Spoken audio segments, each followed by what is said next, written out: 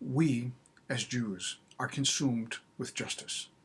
We, as readers of the Torah, are equally consumed by the laws that God has given us that allow us, and in fact make us, if we are unconcerned, to be concerned with justice for all.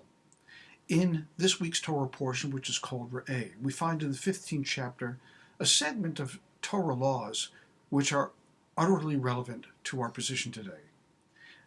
Are you in debt?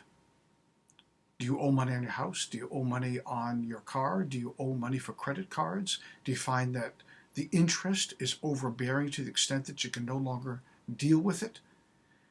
The Torah acknowledges this even 3,000 years ago when it talks about when you find yourselves in debt.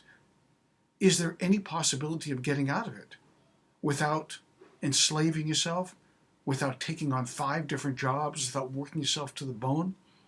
The Torah says, "Va'asher yiyeh lecha achicha tashmei yedecha." When your fellow is in debt, you need to reach out your hand to him or her to allow for the remission of the debt at some point. Now, this doesn't mean that we can borrow money willy-nilly and put ourselves over our heads in debt without giving thought to the future.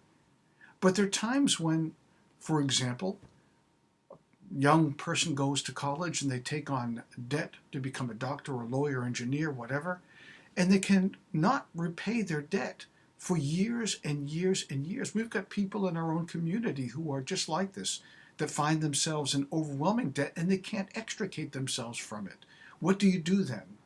The Torah says you have to have compassion. Ephes, ki lo yiyevecha evyon. It is absolutely critical that there be no poor among you who cannot take themselves out of the situation. There has to be a reset button for us all. And the Torah acknowledges this in terms of a just society.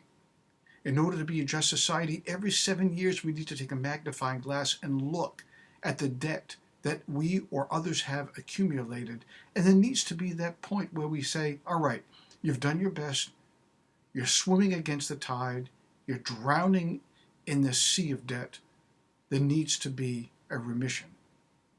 So the Torah says we need to have such a caring heart to look after each other, to allow for the possibility that we can hit this reset button, this